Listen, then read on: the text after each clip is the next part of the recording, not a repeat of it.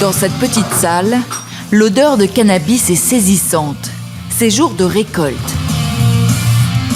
Ici, depuis la légalisation de la marijuana à des fins récréatives, la production a quintuplé.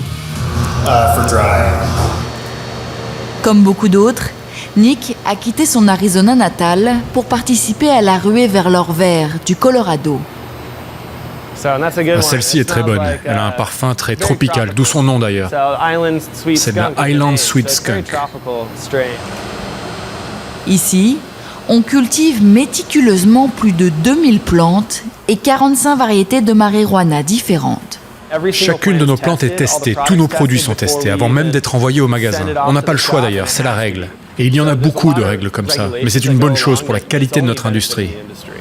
Cultiver et vendre de la marijuana, une activité désormais légale et surtout lucrative pour le Colorado. Voici une partie de notre stock.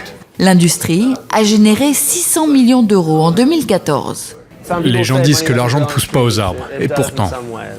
Pourtant, la majorité des banques traditionnelles refusent encore l'argent des professionnels du cannabis. Car si la marijuana est légale dans le Colorado, elle reste interdite au niveau fédéral. Tant que le gouvernement fédéral ne légalisera pas le cannabis, beaucoup de banques refuseront cet argent de peur d'être accusées de participer à du blanchiment d'argent. Résultat, la majorité des entreprises fonctionnent exclusivement en argent liquide. Et depuis la légalisation de la marijuana à des fins récréatives il y a 1 an, ce magasin ne désemplit pas. Andy a vu sa clientèle tripler et son chiffre d'affaires avec. On est passé d'environ 40, 50 clients par jour à maintenant près de 100, 150 personnes qui franchissent chaque jour les portes de notre magasin. On compte désormais plus de 1000 boutiques de cannabis dans le Colorado. Taxée à 17%, la marijuana a rapporté 60 millions d'euros à l'État l'an dernier. Toutes ces taxes, ça va stimuler des secteurs comme l'éducation, la construction des routes. Avant, l'argent filait directement dans les caisses du marché noir. On n'avait aucun contrôle sur les transactions. Maintenant, on voit un résultat direct, comme la baisse de la criminalité. Le taux de criminalité a baissé de 6% en 1 an. Mais un autre problème a vu le jour avec les edibles, ces produits comestibles à base de cannabis. Cookies, bonbons, chocolat, ils représentent désormais 45% des ventes.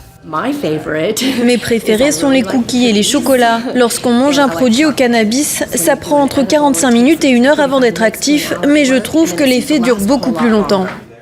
Des sucreries qui attisent la gourmandise des adultes, mais aussi celle des enfants. Un risque devenu un problème de santé publique.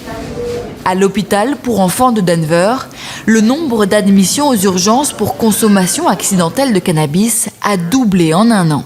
Ce sont surtout des enfants de moins de 3 ans qui arrivent ici dans un état d'intoxication parce qu'ils ont accidentellement mangé un produit qui contient du cannabis.